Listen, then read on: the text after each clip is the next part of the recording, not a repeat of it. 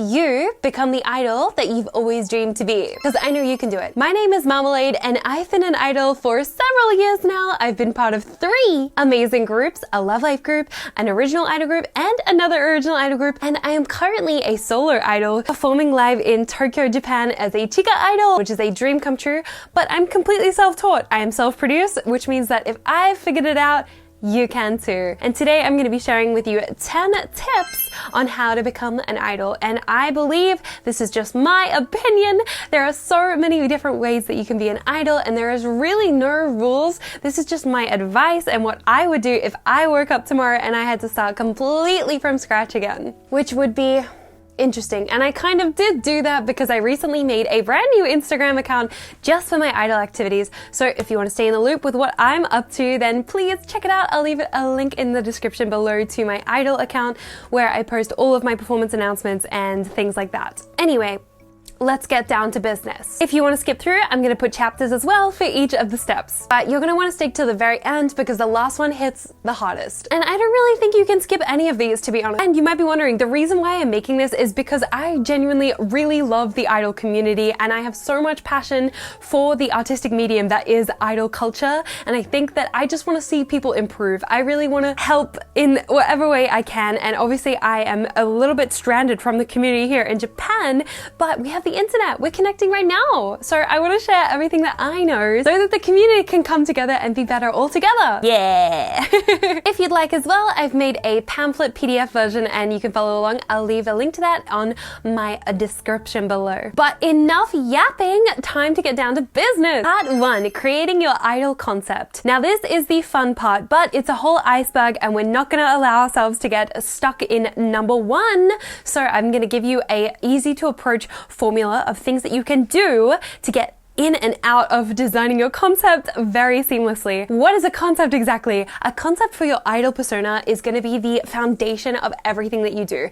Every post, every performance, every costume, everything is going to be linked to your concept. I'm just going to repeat again that there's no real rules. This is just my opinion, okay? So how do you come up with a concept? I would recommend basing it off things that are already associated with your identity. But of course, you can choose to be based in realism or complete fantasy. You could be a cat that's come to life from planet, spaceship, and now you're an idol. You can be whatever you want it to be. But I recommend going with something that feels very authentic and believable to you if you want your concept to maintain in the long run and be sustainable to you as an artist. So this could be based off things like your nationality, your ancestry, the country that you currently live in, things that you love about the country that you live in. It could be your MBTI personality type. I'm not affiliated.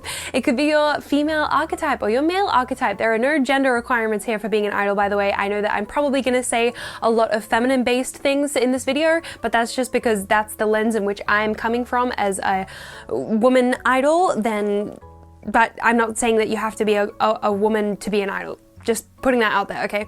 So it could be about your favorite hobbies, your favorite animals, your favorite food. There's no rules. The one rule is it has to be something that you're very passionate about and that you love deeply, that you really want to share with the world. And yes, this might take you the longest time to figure out, but it's going to be the most important and crucial core of your identity as an idol. So now is the action phase. We're going to go over to Pinterest and you're going to make a vision board, and you're not going to choose too many images. Don't get lost in the sauce. You're going to choose maximum 10 to 15 images for each thing that I'm about to say. I'm going to give you 7 categories that you're going to follow, okay? And if you want to add to this, you can add to this. But these are the 7 essential things that you're going to need that are going to be useful for you when you're moving forward as an idol. Number 1 would be logos. Number 2 would be a typeface or font that you really like. 3 is an illustration or art style that you really like. 4 will be outfits or costumes that you can envision working with your concept. 5, big one, is the color scheme. Traditionally, idols in the J-pop idol world will have one main image color,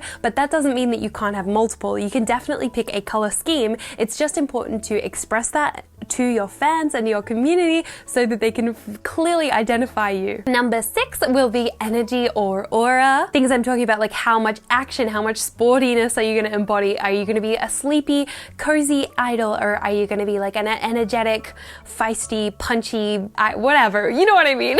And lastly, 7 is any motifs or symbols that are important to you, things that we talked about earlier, like favorite animal, favorite, etc., your nationality, things like that you really want to be expressed as part of your core concept as an idol. Part 2, should you be a solo or a group idol? Well, this is my opinion, but I believe that you should start out as a solo idol. I'm being hypocritical because I actually made my start in 3 different groups before transitioning to being a solo idol. But if I had to start over again from scratch, I would definitely recommend that you start out as a solo idol. Think about Love Live. Even Honoka starts out as one person with a dream, with a vision of creating an idol group to save her school. And I know this is an unrealistic story, but I think the message is a real one, because you need to be able to have that vision and that drive and that ambition and that passion before you start to bring anyone else along with you on this journey. Once you know that you're sure that you love being an idol, it's going to be so much easier to then work with other people in a collaborative way when you want to make a group. You have to be able to shine on your own to be able to shine in a group too. You have to really work on your skills, and that way you can contribute to a group if that's what you want in the long run. I'm not saying that you have to eventually always walk your way towards a group. That's not what I'm saying at all. And I'm sure I don't need to tell you the horror stories of the amount of people who have had idol groups that just didn't work out. It's a lot to manage. In creative places, it's really hard to discuss your ideas and your visions for things. So getting good at doing that yourself is going to be so beneficial when you want to go and approach the collaboration process with others as well. Number 3 will be designing your costume. Now, I do actually already have a very in-depth video on my channel discussing how I approach costume design. So if you're interested in that, I'll leave it here. I can link that. I can do that here. I'm just going to summarize a little bit of it for this kind of context, because the way I talked about it in that video was more so from like a commission business point of view rather than like for yourself. So we're going to use the vision board that you made in part 1 to inform your decisions when it comes to your costumes, but I'm still going to give you 4 parts to approach your costume designing. That way you kind of know, rather than staring at an empty page, what you can kind of be looking at. You might not think this is important, by the way, but trust me, fashion is the language that we all communicate in around the world. Before anyone even talks to you, before you've said a single thing, people will judge you based on what you're wearing. A book is judged by its cover, so in order to create your idol costume, you want to put a lot of thought into it and how people are going to perceive you. So the 4 key categories. 1 will be your silhouette. Now I'm talking, will it be a dress? Will it be a 2-piece? Will it have leg warmers? Will it be a full dress? Will it be a ball gown? All those kinds of things are very important. From the first look, you want to be able to have clear shapes, and that could be to suit your body type, that could be to be in align with whatever culture that you're trying to express. Maybe do a little bit of research on your traditions and your culture if the country that you're wanting to embody has a rich history. I'm actually kind of doing something like this for a convention later in the year, so stay tuned for that if you want to see my take on it. 2 being the color psychology. Remember, we picked out some colors beforehand, so if you've got a main color, then I would recommend expressing that on your first ever costume design. And I know, once again, do as I say, not as I do, because right now I am actually an orange idol, but I'm only wearing a pink costume, but that's because this is a Valentine's Day themed costume, and I was meant to have an orange costume, but the fabric came and it was the wrong color. So anyway, if you want to hear more about that, sign up to the Patreon. I talk all about it. But you should ideally have your main color featuring on your costume. If you want to embody that color scheme that you made in the initial phase, then this is a great way to showcase that. And if you want a little bit of extra homework, you can research a little bit about color psychology and the way that colors make people feel, because that's also an important part of this artistic expression, in my opinion. I believe that pink, chocolate, and brown kind of does embody the Valentine's Day feeling, even though nothing on this says Valentine's Day. I could be wrong though, that's just my opinion. Part 3 will be your movement considerations. If you're going to be dancing a whole lot, it's not a good idea to design yourself a big ball gown or a long trench coat or something like that, because you want to give your limbs the most freedom as possible so that you can execute the choreography well. You would hate to be having costume malfunctions every time you performed just because you wanted your costume to look a certain way, but then it clashes with with your choreography and the way that you move on stage. I am sure you have at least tried on one costume in your life where the arms would not go up any higher than like here and you became a bit of a zombie walking around. You don't want to have that situation. Same goes for any headwear. You want to think about how you're going to construct it so that this stays in your head the whole time that you're dancing if you're doing a lot of head banging. Things like that. Number 4 will be your budget or custom. Now, I'm just going to put this out there. You do not need to be super ultra rich. You do not need to have a super duper fancy commission cosplay costume when you're starting out being an idol. The way I started was by going to the op shop in Australia, and I would go to the haberdashery section. I would look for the curtains and old sheets, anything that was super duper cheap where I could get a lot of fabric, and that way I could experiment and make my own patterns. You don't even have to do that. You can go to the op shop and source different pieces and put them together, cut them up. There are so many great tutorials online, and I'll link a playlist of one of my favorite creators who honestly inspired me to start sewing that's really easy to follow along with. But I beg of you, if there's one thing that I will say as a rule, is that please do not buy your costume off of Shein or Temu or fast fashion. I beg of you. We do not need to sacrifice the planet in order to have a debut and to look cute. I know it's expensive, but it's worth saving up for higher quality items in the long run than buying something cheap that will only last you 1 or 2 performances. I guarantee you anything off Shein and Temu is gonna fall apart potentially the first time, if not the second time you wear it. And it's gonna cost you way more in the long run when you have to buy multiples. Understand? Comprende? Okay, that was a little bit intense, but I'm very passionate when it comes to that kind of thing. And if you don't know, I'm also taking costume commissions. So if you'd like to send me an inquiry, I have a Google form in my description, and who knows, maybe we can work together on a special concept. I am not at all saying that you need to have a costume commissioned. There are also a whole lot of amazing Japanese tailors that work in the costume design space where they have costumes starting from 500 Australian dollars, which in my opinion is a very reasonable price for something that is completely custom, one of a kind, unique, which again, I think is very important as an idol and as an artist to have a very unique and instantly recognizable silhouette costume from the get-go. Think about the ROI as well, because you're going to be making merchandise, you're going to be making Polaroids, prints, whatever you can think of, whatever you want, acrylic stands that feature that costume. So you will be investing in yourself by getting a costume that is very unique. Again, please don't go to Shein, please don't go to Temu, please don't do fast fashion, please. Moving on to part 4, planning your debut. Yes, we're gonna do this early on because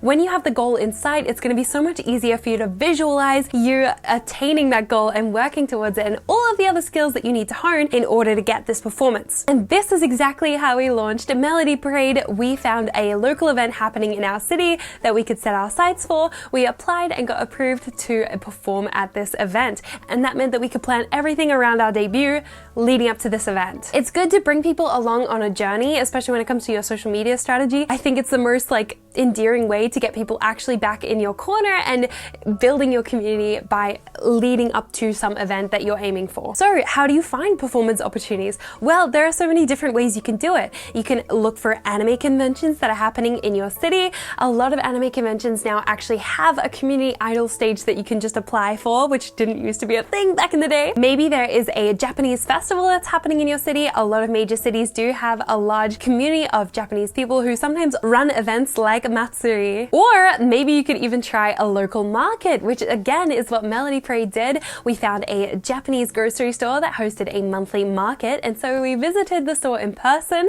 introduced ourselves, and also offered to perform at the event. And in exchange, they offered us a booth at which we could sell our merchandise and make a little bit of money back, and also engage and meet people in our community. And there was no stage, there was no microphone, but we made do. It was great. It was such an important event and helped us grow so much as a group because we got a lot of practice of what it was like to perform in front of real people, and then we got to actually talk to people, engage with our fans, engage with our community, and meet a lot of other people involved in the Japanese community in Brisbane, which then led to further opportunities to be able to work together. And hey, if there's absolutely no physical opportunities in your area, then of course there is the internet, the World Wide Web. And I'm going to point you directly to the Discord server for the Idol network, where there's so many opportunities going going all the time for collaborations or showcases, and you can just apply to those. So if you haven't joined it already, I'll leave a link as well in the description below if you want to check out the Idol network. There's also an Australian Idol network specific Discord if you want to join that as well, with more tailored to Australian events. I'm not sure if other countries have that, but I'm sure they do. Part 5 is creating your social media accounts. And I know social media is a beast, but you're gonna need it in order to connect with other people. You're gonna need it to connect to other idols, your audience, the list goes on. Again, don't get too lost in the sauce here, and it's important to treat your social media as a curated space showcasing all of your performances as an idol. I like to think of it like a portfolio, and it's better not to spam any like too controversial personal opinions on your social media profiles. I'm not saying you can't be political, absolutely feel free to do what you want, but again, I would keep everything relevant to your initial concept of what you want to be as an idol and what your message to the world will be. Another personal hot take is that you don't just spam your social media with announcements, because that can kind of be a bit spammy. I think it's nice to be able to create a whole different amount of works, and that is obviously a social media strategy video, which I'm gonna put a bookmark in for now because that's gonna be a lot to talk about. Part 6, an online store. And no, you don't need to have a bajillion followers to have an online store, and it's gonna be very important in being able to make sure that your idol's activities are sustainable in the long run, because being an idol does cost some money, and it's better if you're able to make it pay for itself, and that way it's not a strain on your finances in any way. Another good practice with this is getting used to setting up finances in a business type of way. Now, each country is going to have different kind of governance rules, but in Australia, we signed up for an ABN, which is a free thing that you can get. Just make sure you don't pay for it because you'll get scammed. And with Melody Parade, we actually formed a partnership, which made things so much easier when it came to tax time, which of course you don't have to do, but I do recommend making sure that your business format is legal by all means if you're earning money. We just want to be careful with that. But the online store I'm going to recommend to you is Big Cartel, and no, I am not sponsored, but I think Big Cartel is the best because they have a free plan, which is really great if you're just starting out and you're just selling Polaroids, because you don't need to track things like inventory too much. You can just kind of set it as unlimited for pre-orders, and it's really great because you make all your money back. This is also going to teach you to set up a business PayPal account, which you're going to need. I beg of you, please don't run everything off a Ko-Fi shop. I know that they have improved their e-commerce platform a lot in recent years, but it's just, I don't think it's very good. I think you're better off setting yourself up on Big Cartel, or if you can afford to, upgrade to something like Squarespace or Shopify, because those platforms also allow you to build an entire site, which is much better to have as an interface for a little bio about you, a little archive of all the things you've done, your schedule, and an easy way for fans to stay up to date with what you're doing. And another thing those platforms offer is a mailing list, which we had as Melody Parade, which was very successful. It was a really great way to engage with our community, and we ran little activities in them like your own Christmas tree decorations and monthly favorites. And it's also, of course, a great way to promote what you're doing and what events. I think it's so hard to stay up to date with everything that every group is doing. So if you get an email clearly showing like when your next performance is, it's very good. Part 7 is going to be your rehearsing. You're going to want to start practicing and building up that stamina as much as you can. Now, I recommend setting a weekly rehearsal day that you're going to do the same thing every week. And I recommend a 2-hour work block. And you're going to break that 2-hour work block down to starting off with a physical warm-up, stretching, doing a vocal warm-up as well, stretching, doing your dances and your choreography, which you're going to take breaks in between. You're not just going to run full out for 2 hours. And then also at the end, make sure you're doing a warm down with more stretching. I also really recommend investing in a good pair of shoes. My personal recommendation would be the Fila Disruptors, because they are so rubbery and squishy on the bottom, because a lot of idol choreography has a lot of jumping and you're bouncing back and forth on your heels a lot. So you want to make sure that your shoe, ideally a sneaker, has a lot of shock absorption so that that's not going to ruin your knees in the long run. We want to protect ourselves from injury before it happens. And in terms of like how many practices to do, that's really up to you, as many as you feel comfortable doing up until your show. Part 8, and now we're going to talk about music. Wow, we should have talked about this ages ago, but I think it's part 8. Anyway, I'm going to approach music to you in that it's going to be performed in a set list. As an idol, usually you have a limited amount of time that you're given to fill. It could be 5 minutes, it could be 10 minutes, it could be an hour. And I think it's really important to think about music choices and what your songs will be in the order of what they're going to do in that set list. You want to be thinking about what kind of emotions you want the audience to be feeling throughout your set. And I recommend the structure to be opening with a hype opening and something that really categorizes you as what your kind of idol you are. It's like a meal. You're going to the entree, you're going to get a main course, you're going to get a salad, you maybe some bread, and then maybe the main course, and then maybe a dessert. It's like your encore, if you think about it like that. I absolutely love idols, but I have definitely sat through set lists where they choose the same type of song over and over and over again, and it just gets quite fatiguing as a fan to sit there, and it becomes a little bit too repetitive. So I think it's fun to change it up every now and again, maybe put a super emotional song in the middle. It's really up to you. Again, there's no rules, but this is just my recommendation. Also, I am not a music producer. However, I am actually trying to learn music production at the moment. I've just got Ableton and I am figuring all the things out. It's wonderful, but I am definitely not the kind of person to give advice about writing your own music. If you can make your own music, go for it. That is amazing, but it's also expensive if you don't have the skills yourself. So being a cover idol when you're first starting out, I think is the right way to go about it, unless you yourself are a musician and you really want that to be part of your identity, then absolutely go for it. I am not telling you to hold back. Do what you're good at. Do lean into your strengths as an idol. Part 9 will be to do a photo shoot. A photo shoot is very, very important because you are going to need something called a headshot. When you're performing at an event, events usually ask you for some kind of promo image that they can use to depict what you look like to your fans. I don't think it's a good idea to just submit your logo. I think it's a much better idea to have you in your costume and maybe some text if you want in the background. That is very good. You want to be instantly recognizable when people see that image going up on your announcements. And I would also set yourself a little checklist to do at that photo shoot. You want to make sure that you walk away with a headshot, a close one, and then maybe a full body picture. You want to make sure you've got portrait and horizontal photos as well. Maybe you can take some Polaroids as well that you could sell as pre-decorated techie at your next event or online.